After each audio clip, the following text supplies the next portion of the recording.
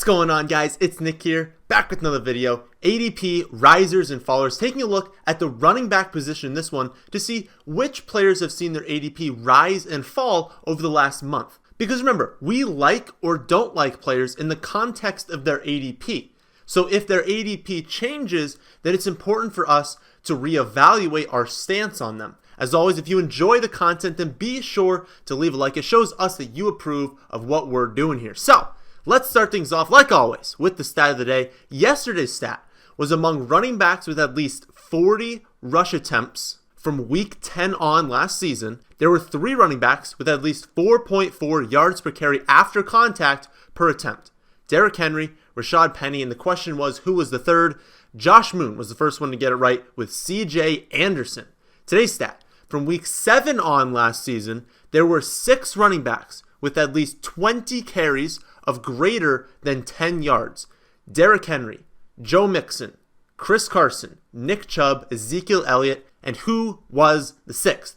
All right, let's start things off with Ezekiel Elliott, and he's fallen from the 1.02 to the 1.05. Same thing as last video. 1.02 means the second pick in the first round. 1.05 means the 5th pick in the first round, and I'm doing 12-team leagues for this one. So Ezekiel Elliott fallen from the 2 to the 5, and this is of course due to potential holdout. People aren't thrilled about using their top 4 pick on a running back that might not play. So I do think the drop is warranted. Remember what I said though, as soon as news comes out that he's got a new contract or the holdout is over, then I'm moving him up to my number 1 in all formats. But until that happens, I have him ranked as a late first round pick because of the risk that he does hold out. Todd Gurley has risen from the 2.05 to the 1.12, and this is likely because we haven't really heard any updates recently, so more casual fans are starting their drafts right now, and they're not as scared off because news really isn't out there about his knee. I'm still avoiding him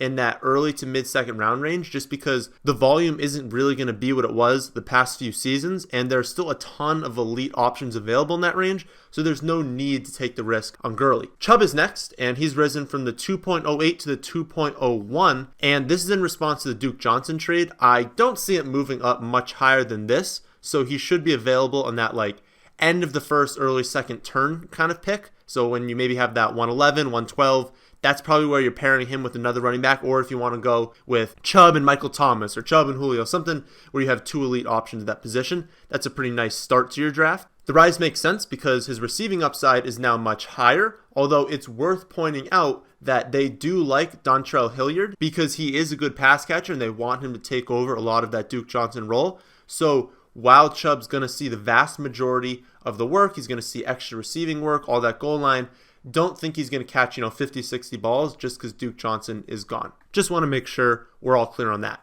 Kerryon Johnson has risen from 3.08 to 2.10, and this is of course because of the Theo Riddick trade. Johnson now takes basically all of the third down work, all of the 2-minute work to go along with a pretty large workload on early downs. Like I said in yesterday's video, there's no need to be concerned about CJ Anderson. If I own Kerryon Johnson in a league, I want CJ Anderson to have a role on early downs. I don't want Kerryon Johnson getting 25 carries and 7 targets a game. I don't want that. He's going to break down if he does. I'd much rather they limit his workload on the ground so that the extra work they do give him is through the air. Because remember, a target is better than a carry under any format. I mean, the guy is getting more yardage on average after a target than he does on a carry. So if Anderson's taking, 7, 8, 9, even 10 carries a game in the middle of the field away from Kerryon, it doesn't affect his value all that much because those carries are expected to see 5 to 6 points. His value's up because he gets a ton of receiving work, and those are much more valuable touches. Melvin Gordon has fallen from 1.06 to 3.02, and every day that the holdout continues, it just makes it more and more likely that he holds out for the first half of the season. Every single day that we hear nothing, it's more and more likely he doesn't return until halfway through the year. If he comes back, say week 1, then you're getting a massive steal. I just can't take that risk in the first 2 rounds knowing what could happen because there's still, like I said, a ton of elite options in those rounds. Once you get into that mid-third to late-third, I get it because I do think he comes back at some point. So that's really up to your personal risk tolerance. If you're okay with it, you're okay saying, hey, if he doesn't come back until week 10, I'm good because I have confidence in the rest of my draft. I really like my first 2 picks. I think I'm going to get really nice options middle and late. I think I can make the playoffs even if he doesn't return.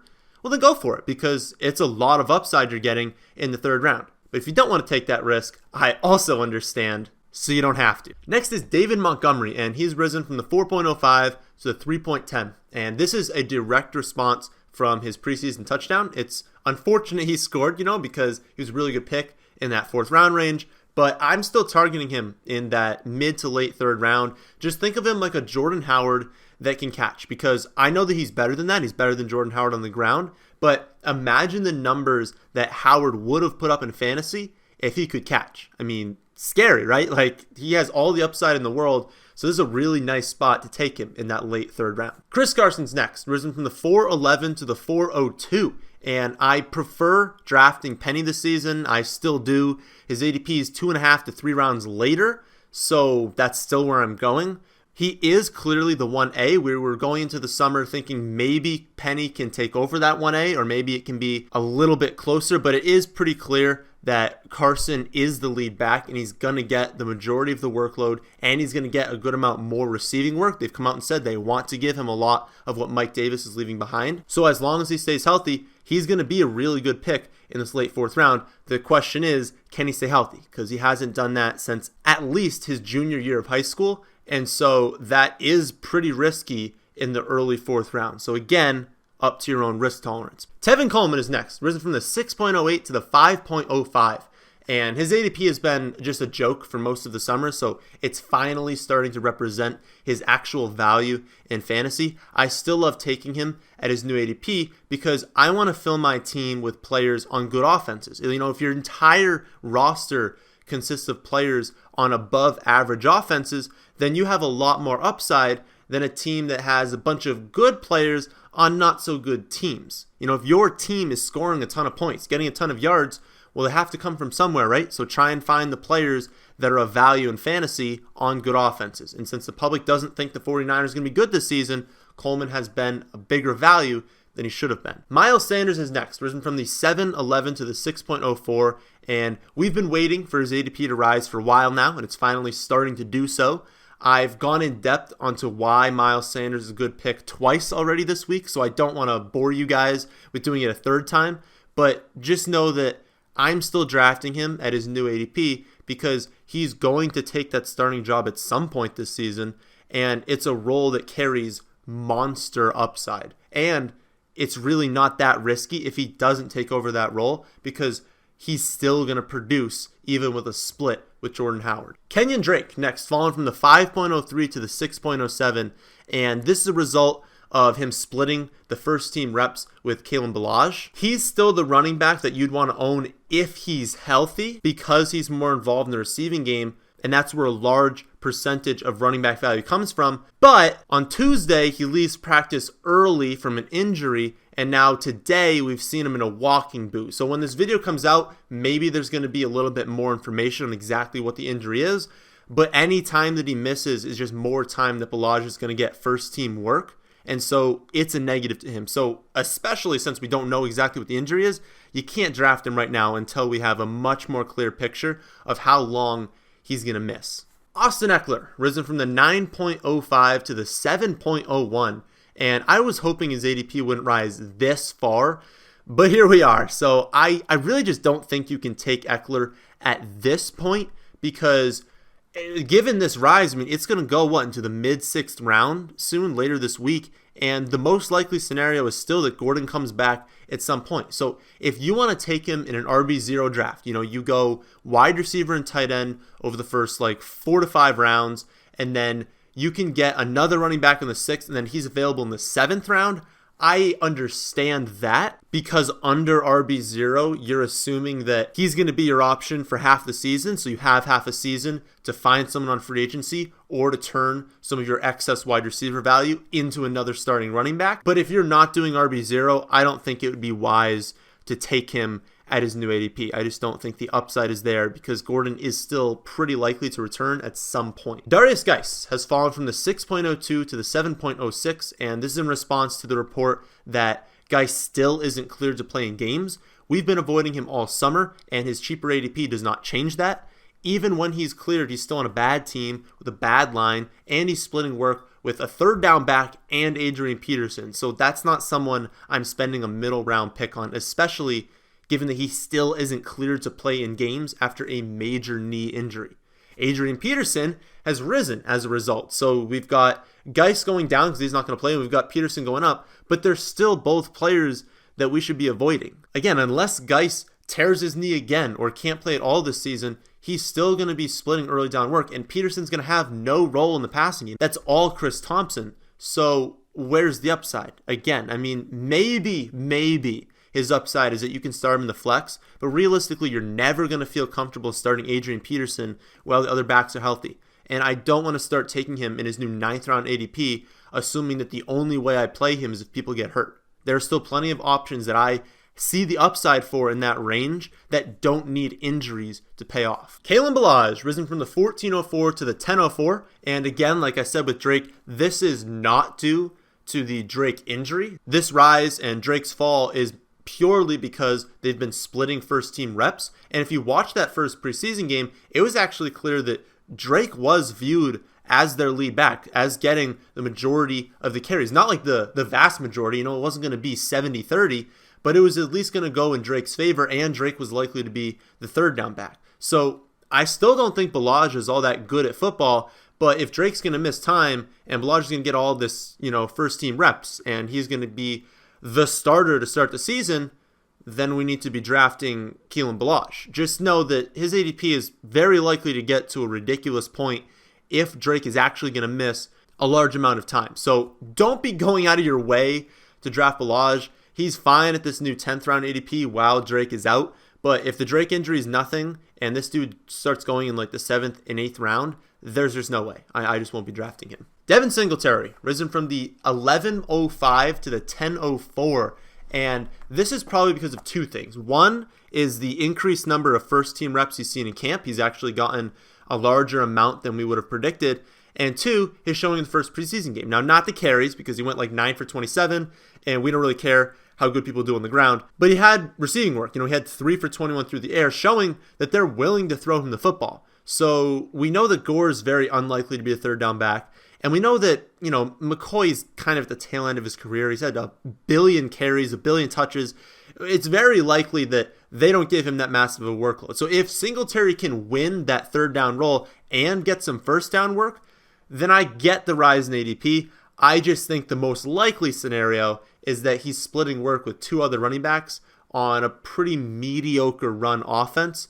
And so I'm not in love with his ADP. But if you think that he's talented enough to get the third down role, get some early down work, and pay off this ADP to maybe a flex option or an RB2, then go for it. I think that's the less likely outcome, though, so I'll be going other ways in the 10th round. Damian Harris has risen from the 1110 to the 1006, and that's a little surprising because when I looked at where his ADP was, I expected it to have fallen over the last month. I mean, there was a lot of hype over this summer about Damian Harris, and the reports come out that they're using Michel as a pass catcher, that Michel's getting the vast majority of first team reps, that Harris has basically gotten none this entire summer. So I'm not saying he's a bad pick. I'm just a little surprised that his ADP has risen given the news has been less than ideal in his case. But he's still the clear backup. This is still a team you want the running back for. And Michel is still one of the most at-risk running backs to suffer an injury. So I completely understand his new ADP. He's just not as much of a screaming value that he was earlier in the summer. Matt Breda has risen from the 12-12 to the 10-12, so 2 rounds up for Breda,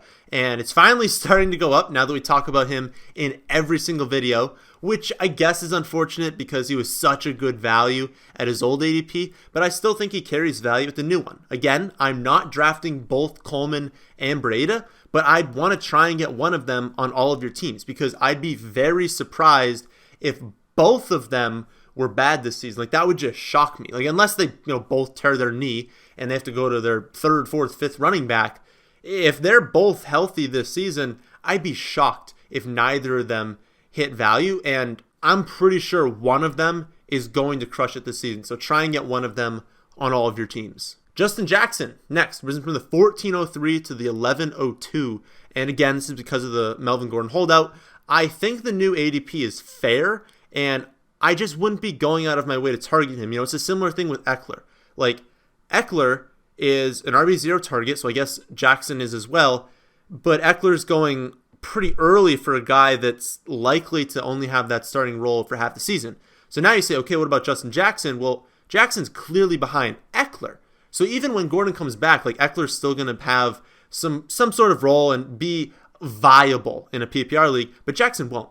So Jackson's a guy who you might not even be able to start while Gordon's out. I mean, it's going to be pretty close, but you probably won't be able to start him even when he's out. And then when he returns, you're definitely not going to be able to start him. So it's getting a little bit too rich for my blood, but I get it. If you think he's talented, you think he can take over Ekeler, all right, sure, go for it. But I think that's a very low probability outcome, and I'm not willing to spend my early 11th to late 10th round pick on a guy that's very unlikely to produce this season. Duke Johnson, next, risen from 1310 to 1102, and this is obviously because he was traded to the Texans.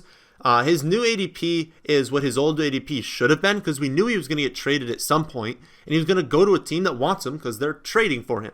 He does have a minor hamstring injury, so obviously keep an eye out on that, but his ADP is probably still a little bit too low. Like, assuming he recovers fine, this team's going to be down a lot more than they were last season, and they're going to have to throw. And he's definitely a better receiving back than Lamar Miller, and there's a real chance that he's a better early down back. Like, he was very underutilized in Cleveland. So if I'm saying there's a non-zero chance he just takes over a good portion, like, not all of them, this is going to use Lamar Miller, but if he takes over at least some sort of workload on early downs plus all the receiving downs, yeah, he's definitely a value in the 11th round, given how good that offense should be. Jerick McKinnon, fallen from the 909 to the 1206, and I have no idea who was drafting him in the 9th round. I know it wasn't anyone watching these videos, but it's crazy to think people were taking him in the 9th round. I mean, he's still struggling to recover from his ACL tear, and he's just not someone you should be targeting at all. We want Coleman, we want Breda, so why are we taking the third running back coming off of a major knee injury? That just makes no sense. So still not drafting him, obviously. Darwin Thompson has risen from 1404 to 1210, which is just an overreaction to that first preseason game. He had some really nice touches, and he honestly looked great, had that really nice touchdown. But like I've said before, players' ADP should not move a round and a half because they had a few good touches in a preseason game, especially preseason game 1. If you want to target him late, go for it, because if you're someone who doesn't think Williams can handle the workload, well, we all know Carlos Hyde isn't all that good, so it wouldn't be shocking if Darwin Thompson were to pass him on the depth chart. So I still think he's a fine target. I just think it's a pretty big overreaction based on a few touches, and realistically, it's not going to stop here. If he looks good again in the second preseason game, he might go into like the 11th or 10th round, and that's getting a little bit crazy given that Williams is still definitely ahead of him on the depth chart, so he's still a handcuff. So don't be taking him with starters. He is still a handcuff. He should be at the top of your handcuff list, but he's still a handcuff. Last running back is Ito Smith, and he's fallen from the 1102 to the 1312. This is basically just people realizing that he doesn't even have a clear hold on the backup job, so he's going to have no value while Freeman's healthy, and even if you were to go down, we can't even be sure he's the best running back behind Freeman. So the early 11th round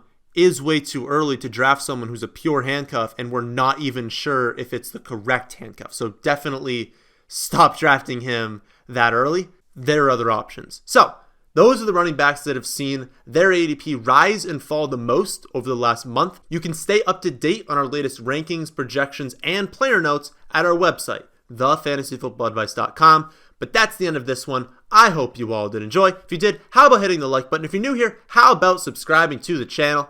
But thanks for watching.